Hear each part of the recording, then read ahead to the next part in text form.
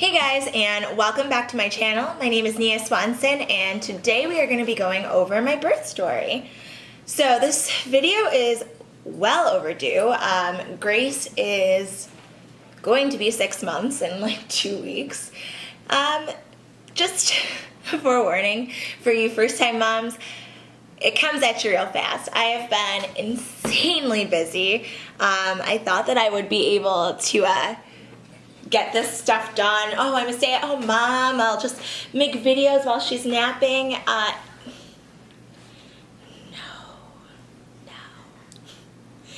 Right now, she's actually off camera staring at our ceiling fan. Hopefully that distracts her for long enough for me to get into detail and let you guys know what my birth story was, and hopefully get you prepared for if you're delivering for the first time or the second time, or you're just interested in how it went. So here we go. So Grace was born October 3rd, 2019, and basically what happened was, if you've watched any of my other videos, all of my prenatal visits were in San Diego, which is an hour drive without traffic from my house to the hospital. So we were late for the appointment on October 2nd, and I was like literally having a meltdown. I was freaking out. I was like, oh my God, if we don't get to this appointment, who knows the next appointment we can get to? And we called them, and they're like, oh, well, maybe we'll just reschedule you guys, like whatever. Somehow Luke, my husband, the superhero that he is, got me there in time to still do my well visit. It was a doctor I'd never met before,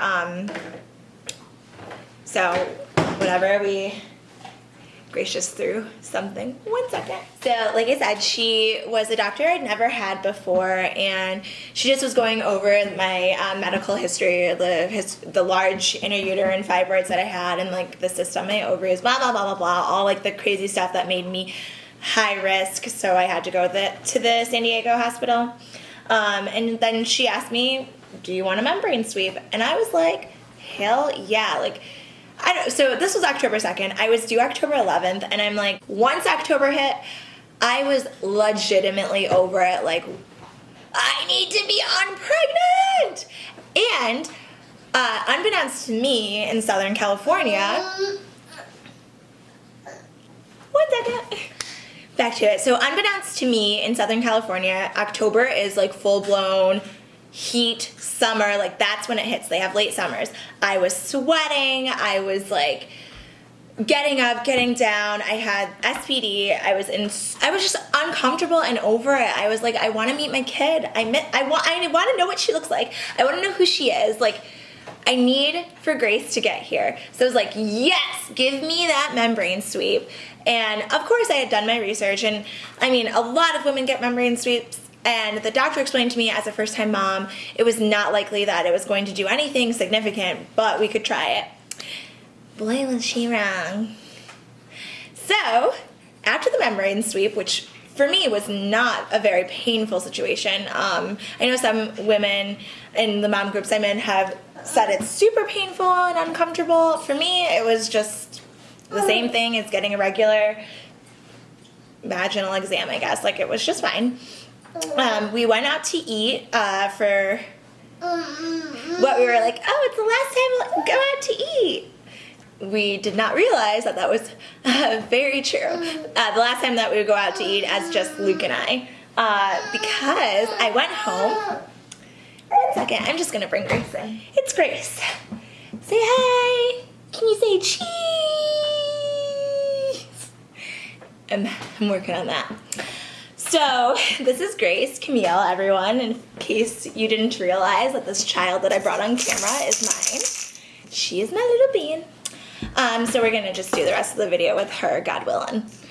So anyway, after that dinner, our last dinner as Luke and Nia before Grace, we went home, and I decided that, you know, if I'm going to get a membrane sweep, I want my mummy's birth, you know? So I hopped on my yoga ball, bounced up and down on that, did a long walk, and I started feeling something that was not just Braxton Hicks. Like, it was getting there, right?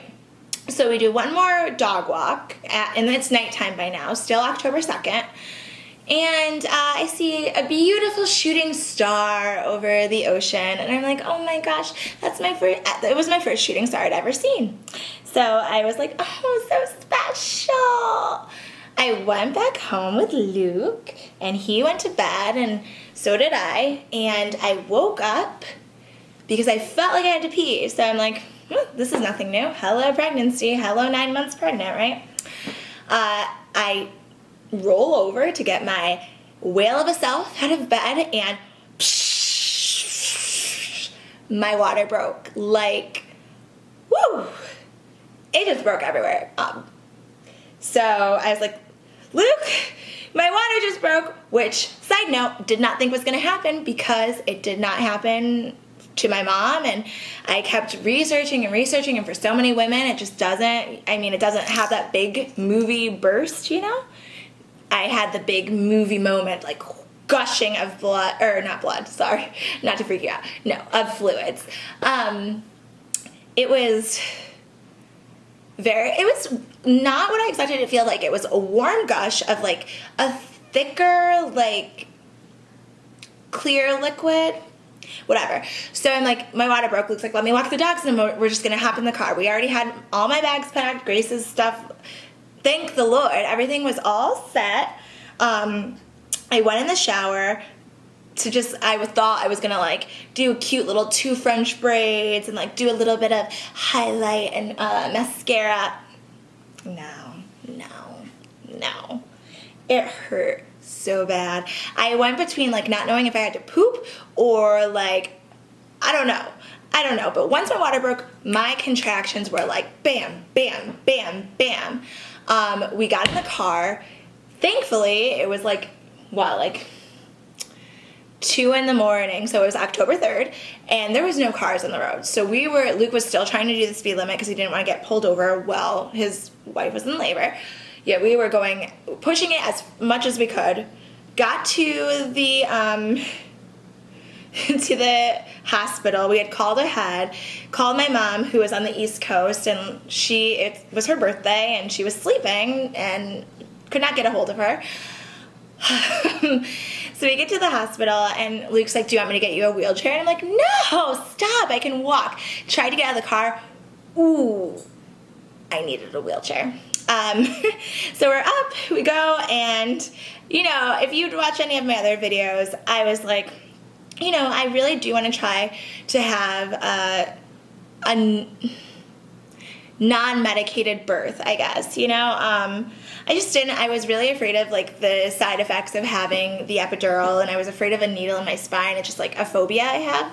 I don't know anyone who likes that, but whatever. So I did not. But when I got to the hospital, I was like, give me the epidural. Please, thank you, need it now. Let's get it moving. They checked me. I'm 8 centimeters dilated. Like, my contractions were literally a minute and 30 seconds apart by the time I got to the hospital, and I was like, I'm in pain. Still got the epidural at 8 centimeters, so I don't know what the rules are at other hospitals, but like, as long as you can stay still, you can get the epidural. And there were some like issues, like every time I was having a contraction, which was super frequently, Grace's heart rate would decelerate. So they didn't understand why that was happening, and they wanted to avoid like an emergency C-section for me because of my fibroids. Like I really was risking hemorrhaging to death, and so they really were trying to avoid that. So they gave me some kind of medication that slowed down my labor. So much for non-medicated birth, right? Gave me the chills hardcore, but like it slowed down, so Grace kept stabilizing. So they're like, okay, well, as long as her heart rate keeps going back up, like we'll try to like whatever. So then I get the epidural, no pain, best feeling of my life. Like going for 9 months with no like any form of like substance that alters your state of mind. Like having that epidural was like, oh my gosh, this is great. I didn't feel a thing. Like I know some people still feel to push. Not a thing. Didn't feel a thing. So I had to just kind of like feel my stomach to see when I was contracting. eventually they're like, we need to get her out, so you need to push. I think I pushed for maybe, my concept of time was so skewed, but I think it probably was like 25 to 45 minutes, like, which is kind of a large range, but it had to be between there. It wasn't even an hour. And I definitely pooped on the table multiple times, and I was taking iron just in case of hemorrhaging. So I'm sure if I hadn't been taking iron, I would not have noticed that I pooped during delivery, but it's a very distinct smell when you take iron tablets. If you know, you know. So yeah, that happened. I have no shame. I didn't care. Grace came out with the cord wrapped very tightly around her arm and her neck, so that was why she was decelerating. And I didn't even have time to register that there was a cord around her neck. Unwrapped it so quickly. The attending physician said it was the tightest wrap she's seen, but like Nikki was on standby, everybody was on standby, and she didn't have to go. She was great. She's a bit lopsided though, like her head was like, bleh. Maybe I'll insert a picture. I don't know if I should do that to her though. Gracie, what do you think? No, we won't do that. And voila, at 5:59 a.m., October 3rd, Grace Camille Swanson was born. 5 pounds, 14 ounces, and 18.9 inches long. Small little babe, but everything checked out. She is healthy and happy, and she gained weight like, I don't know, something that gains weight really quickly. Even the afterbirth, the delivery of that, like, of my placenta and everything, like, she was like hands deep, and I didn't feel anything because the epidural was still so strong. So I would say that as far as like labor and delivery stories go, like, I got it easy. It was extremely painful on the 1 hour drive there when my contractions were a minute and 30 seconds apart. That was the worst of it. I guess rewind a little bit. She was born sunny side up, so I was having intense back labor. Like, I think that's where all the pain came from, is her pushing on my back, trying to get out. Can you look in there? Yeah, but I mean, and that pain, I'm not going to lie to you guys, that pain, it's well over a 10. It's indescribable. There was nothing I could do except focus on breathing because it just was all-encompassing. There was no thoughts, nothing. Like, Luke would be like, squeeze my hand, and I'm like, I have no energy to even lift a finger right now. All I can focus on is how intense this pain is. But once I got the epidural, it was smooth sailing. So, I mean, even my postpartum recovery was pretty easy. I had some hiccups. What I probably will do is make a separate video about my postpartum recovery, just so that it's not all stuffed into one. But yeah, that's my birth story. And at the end of the day, I got this beautiful little Bubba girl. So it was all worth it. The pain, the long drive, the unknown. You guys are going to be so happy when your little bundle of joy is in your arms, and trust me, life is going to be so different. I can't film a video without my little bean.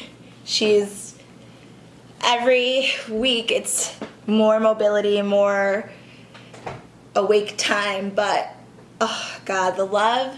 Once she was placed into my arms and Luke's arms, we were just like, this is what we're here for.